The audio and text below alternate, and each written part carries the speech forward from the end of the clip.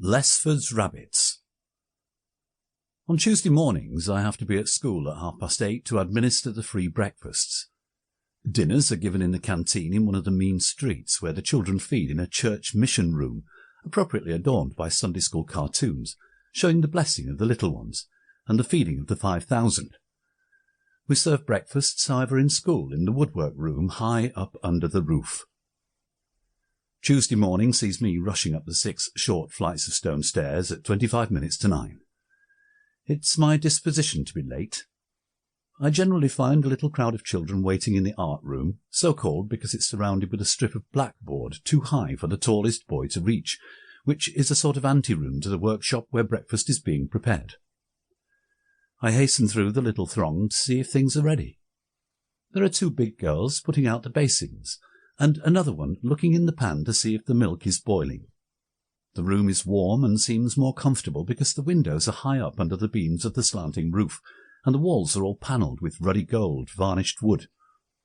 The workbench is in the form of 3 sides of a square, or of an oblong, as the dining tables of the ancients used to be, I believe.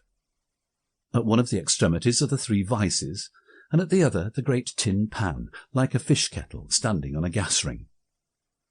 When the boys' basins are placed along the outer edge of the bench, the girls on the inner, and the infants on the lockers against the wall, we are ready. I look at the 2 rows of assorted basins and think of the 3 bears. Then I admit the 30, who bundle to their places and stand in position, girls on the inside facing boys on the outside, and quaint little infants with their toes kicking the lockers along the walls.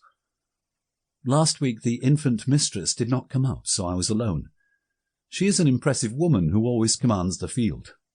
I stand in considerable awe of her.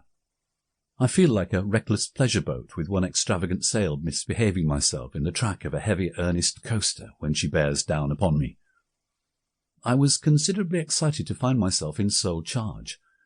As I ushered in the children, the caretaker, a little fierce-eyed man with hollow cheeks and walrus moustache, entered with the large basket full of chunks of bread. He glared around without bidding me good morning. "Miss Culloch not come?" he asked. "As you see," I replied. He grunted and put down the basket.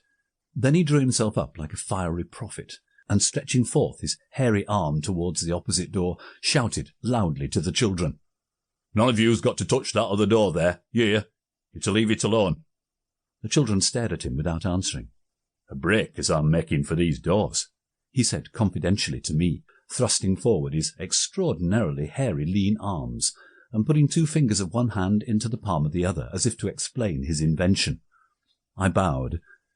"Nasty things, them swing doors." He looked up at me with his fierce eyes, and suddenly swished aside his right arm. "They come to like that," he exclaimed, "and a child's finger is cut off clean." He looked at me for ratification. I bowed. "It'll be a good thing, I think," he concluded, considerably damped. I bowed again. Then he left me. The chief, almost the only duty of a caretaker, is to review the works of the head and the staff, as a reviewer does books, at length and according to his superior light. I told one of the girls to give 3 chunks of bread to each child, and having fished a mysterious earwig out of the scalding milk, I filled the large enamelled jug, such as figures and has figured in the drawing lessons of every school in England, I suppose, and doled out the portions, about 3/4 of a pint per senior and half a pint per infant.